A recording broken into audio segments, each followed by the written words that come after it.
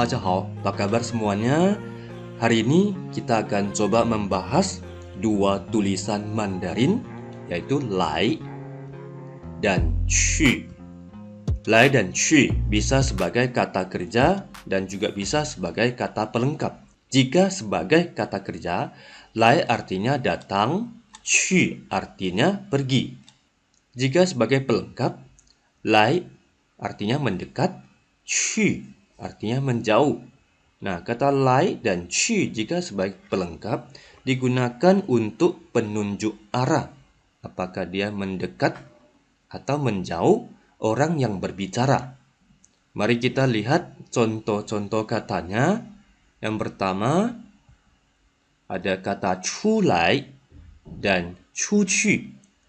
Nah, chu lai artinya keluar, chu qu juga artinya keluar. Nah, kapan kita pakai chu lai, kapan kita pakai chu qu? Perhatikan gambar di bawah ini.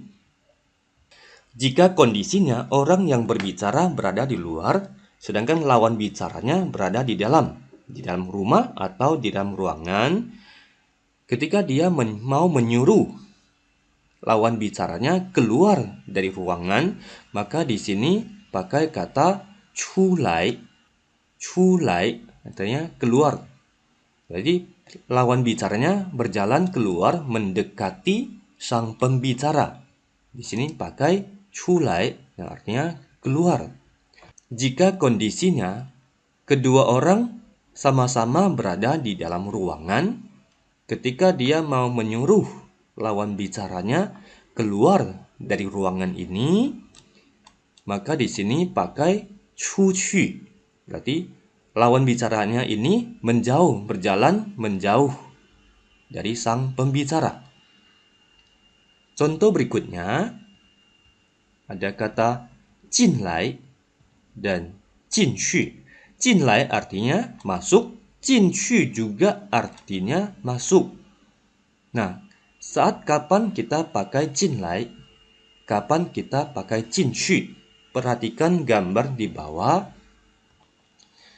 Jika orang yang berbicara berada di dalam ruangan, sedangkan lawan bicaranya berada di luar, maka orang ini akan bilang jin lai. Jin lai berarti lawan bicaranya berjalan mendekati sang pembicara. Pakai jin lai yang artinya masuk. Jika kondisinya sama-sama berada di luar ruangan, ketika dia mau menyuruh temannya masuk ke dalam ruangan atau masuk ke dalam rumah, di sini pakai jin qu. Jin qu yang artinya masuk. Nah, lai dan qu juga bisa digabungkan dengan kata shang. Shang lai, shang qu. Shang lai artinya naik, shang qu juga artinya naik. Perhatikan kondisi di bawah ini. Jika orang yang berbicara berada di atas, lawan bicaranya ada di bawah. Ketika dia mau menyuruh orang yang di bawah naik ke atas, di sini dia akan bilang shang lai. Shang lai naik ke atas. Shang lai berarti orang yang di bawah berjalan naik mendekati orang yang berbicara. Di sini pakai shang lai, naik. Jika kondisinya sama-sama berada di bawah, ketika dia mau menyuruh lawan bicaranya berjalan naik ke atas, di sini pakai shang qu. Shang qu, naik.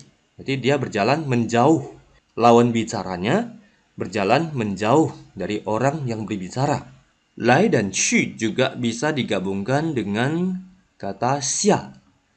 Xia lai, turun. Xia qu juga turun. Nah, kapan kita pakai xia lai? Kapan kita pakai xia qu? Perhatikan gambar di bawah.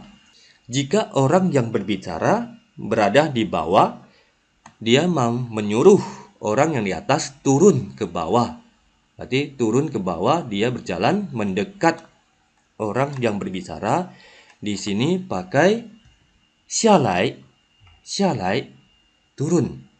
Jika kondisinya sama-sama berada di atas, dia mau menyuruh lawan bicaranya berjalan turun ke bawah. Di sini pakai 下去, 下去, turun ke bawah. Nah, kemudian kata lai dan qu juga bisa digunakan untuk melengkapi kata guo. Ada guo lai artinya kemari atau ke sini. Lalu guo qu artinya ke sana. Jika tindakan berjalan mendekati orang yang berbicara, pakai guo lai. Jika tindakan menjauh dari orang yang berbicara, pakai guo qu.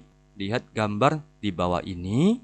Nah, ketika mereka mau bilang mobilnya sudah berjalan mendekat, sudah menuju ke sini, maka mereka akan bilang 车开过来了, 车开过来了. Mobilnya sudah berjalan mendekat ke mereka. 车开过来了. Jika kondisinya mobilnya berjalan menjauh dari orang yang berbicara, di sini mereka akan bilang 车开过去了, 车开过去了. Baik, inilah penjelasan kata pelengkap lai dan qu. Semoga bermanfaat untuk kita semua. 谢谢大家，再见。